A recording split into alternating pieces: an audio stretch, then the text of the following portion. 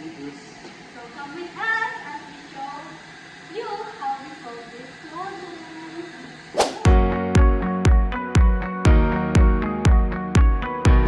Today we're going to discuss derivative using the product rule and the formula derivative of f times g is equal to f prime of x times g of x plus f of x times g prime of x. So ang given natin is y is equal to the quantity of 5x minus 9x cubed times the quantity of 8 plus x squared. So first, i-discount muna natin yung given f of x and g of x. Ang f of x natin is itong part na to, 5x minus 9x cubed. And g of x natin is 8 plus x squared. After that, kailangan din natin makuha yung derivatives nila.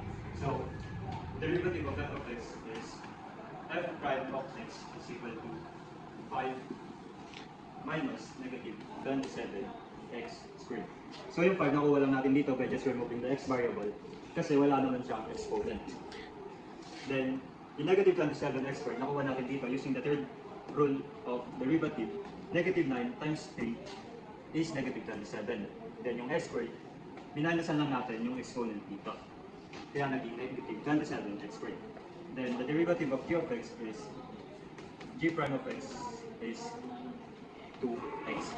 2x na lang siya kasi yung 8 natin dito is automatically 0. Or any constant number is equal to 0 according to the first rule of derivative.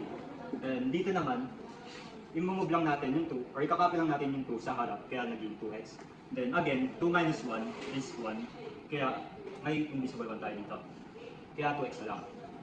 Then after natin makuha yung given, gagamitin na natin itong formula. So first substitute na lang natin.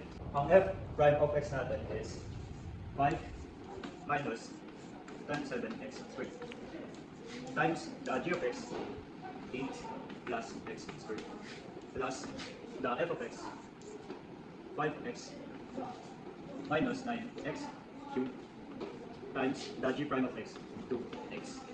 Then support na to, gagamit tayo ng Paul method. And then support na to, gagamit tayo ng distributive property. So dito, using the Paul method, 5 times 8 is 40. Then, for the outer, or the outside, 5 times x squared is 5x squared. Then negative 27x squared times 8 is negative 216x squared.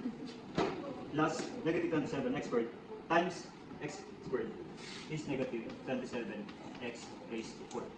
Then support naman na to, 5x times 2x is 10x squared. Negative 9x cubed times 2x is negative 18x raised to 4. So, next, i-combine na lang natin yung mga similar terms. And sisimulan natin sa may pinakamataas na exponent. So, negative 27x raised to 4 minus 18x raised to 4 is negative 45x raised to 4. Ang sumunod is yung x squared. So, negative 216x squared plus 5, negative 211 plus 10 is negative 201x squared. Then lastly, yung constant number plus 40. So, ito na yung sagot natin.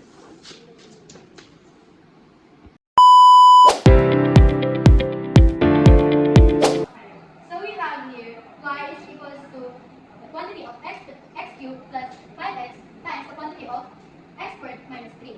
So we have here the product rule. We have ub squared plus bu squared. So dito guys, ang unang quantity natin will be the u. And then the next quantity is v. So para makuha natin yung u and v natin, ang gagawin lang natin sa kanya is simplify lang muna natin siya.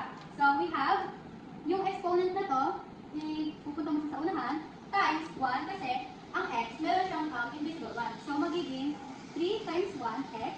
Tapos, kakapilin natin yung exponent niya ulit, which is 3, and then maminus natin siya sa 1. Okay? Yan. So we have that. Now, for this variable.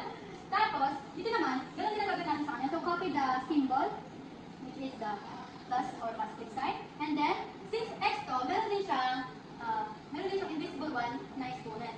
So, ibababa 5x. Tapos, i-write natin yung 1 dito, and then, minus din natin sa 1. So, ito ang ating u. So, equals to 3 times 1, Axel. 3 times 1, 3. 3. X. 3 minus 2. Ay, 3 minus 1. 2. Yan. Tapos, plus 1 times 5. 5. Okay. So, since ano siya, 1 minus 1 to, magiging 0. Bawal na yan. So, cancel na natin yung x. O, x, variable na to. Variable x. So, cancel na yan. So, magiging ito na lang ang ating u. Next, for the b, ayan. So, we have, ganun din gagawin natin. So, we have 2 times 1x squared minus 1 minus 3. So, 3 lang. Pwede na natin itong tanggalin kasi constant naman siya. Wala siyang variable. So, equals 2 times 1 is equals to 2. 2 minus 1, x na lang. Kasi 2 minus 1 is 1, diba? So, since ang x na natin ay always may unit na 1, hindi na natin ilalagay. So, okay na yan. So, ito ang ating b. Next. So, dito na tayo ulit. So, y. The remainder equals to, copy the u. Copy lang natin yan. 3 plus 5x. Ayan. Tapos, ito nga ang product rule natin. So, yung b, ito, dito natin siya. Tapos natin siya dito sa ano. So, copy natin itong 2x. Ayan. Tapos, plus, next, ang b natin mauna, ito muna. So, lagay natin x squared minus 3. Tapos, na-times natin siya sa u. So, ito ang u natin. So, times 3x squared, wala nang siya, plus 5. So, ayan. Okay, so for our next step, gagamitin naman natin siya ng 4 method. So, first time, x cubed times 2x. After x cubed times 2x. Okay, so, since may 1 to, 1 times 2 muna, so 2. Okay, copy the x. So, 3 plus 1, since may exponent naman ang x na always, so magiging 4. Yan. Next ay 5x times 2 plus 5 times 2, 10. So, copy the x. 1 plus 1 is 2. Okay? Plus, copy the sign ulit. Ito naman tayo. X squared times 3x cubed. Ay, 3x squared. So, we have 3x 4. And then next ay x squared times 5 plus 5x cubed, ay, squared.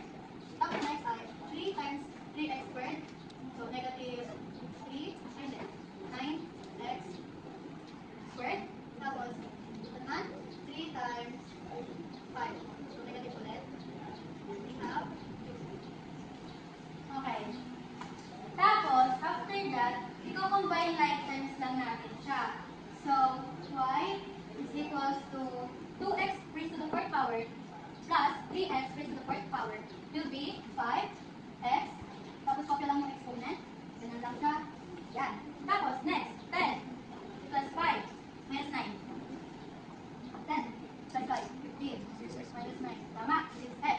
Tapos, 6x squared.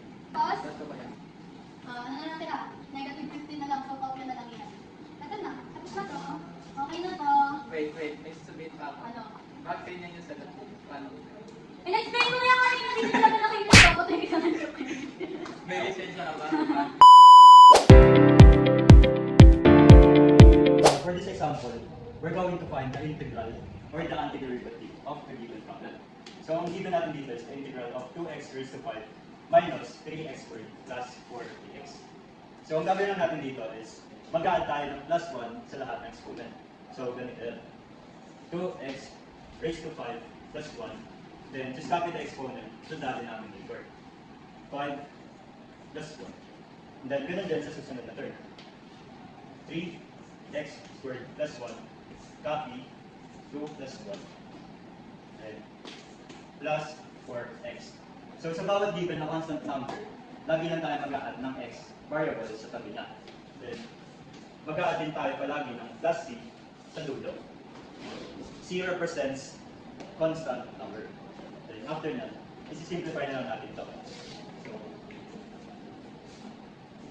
2x raised to 5 plus 1 is 2x over 6. 3x squared plus 1 is 3x cubed over 8. Just copy 4x plus 3.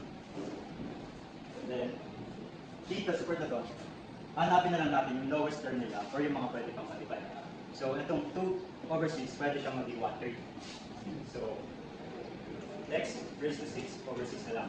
Ay, x raised to 6/3 na lang.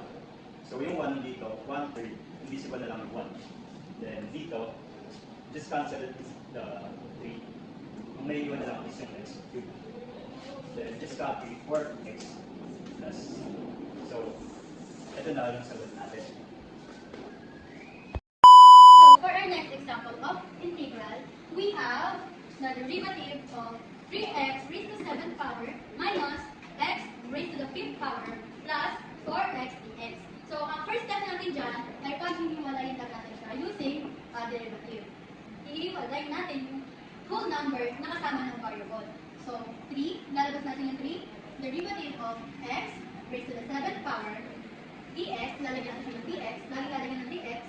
Tapos, this lagi din pala ito, magpo-plus 1, plus 1 siya. Okay? Next, minus. Since 1 lang to, so, huwag na natin lagyan ng gano'n, 1. Pero pwede na naman, so lagyan na lang natin. Tapos, compare yung x raised to the 5th power, dx, plus 1 din. Tapos, plus 4, since may whole number, lalabas natin si 4, ganyan, ganyan, ganyan, ganyan. 1 plus 1. Yan. Next, after this, pagkasamahin na ulit natin siya. Kasi, hindi ko alam anong grade nila, basta pagkasamahin din natin siya. So, gagawin natin 3x. After to, 7 plus 1 over. Kung papay lang din natin itong exponent niya, gagawin natin siyang denominator. So, 7 plus 1. Next, negative. Ay, minus pala. X raised to the 5th power plus 1 over 5 plus 1 plus 4x 1 plus 1 over 1 plus 1. Tapos, lagi din itong may constant. Given na yan. Basta lagi, every time na mag-solve ka na integral, lagi may plus c, constant. Okay, so next. I-ano naman natin siya, simplify, or basta ganun. 3x 7 plus 1 is 8. 7 plus 1, 8. 8 minus. X, 5 plus 1 is 6. Yan lang. Malinaw yan. Okay, nagkamali pa dito ha. Yan. Next, after natin makakuha lahat to, gagawin naman natin is 3. Di-divide lang natin siya sa denominator. So, ang 3 divide 8 is cannot be. So, kukumpinin lang natin siya ulit. Hindi natin siya gagalawin. Yan.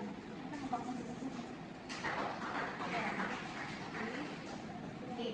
Since 6 divide 1, bawal din. Ay, 1 divide 6 is bawal din. So, kumpinin lang din natin siya. X raised to the 6th power over 6 plus. So, 4 divided by 2 is equals to 2. Ayan. Plus natin yan. At kumpinin natin yung variable niya. So, x squared. Next is, kumpinin na natin yung plus c. So, ito na yun guys. Okay na to. Ma'am, ba't ang pangit kong mag-grade niya? So, that's all for today, guys. I hope you will all learn something from us and from what we teach you guys. So, let's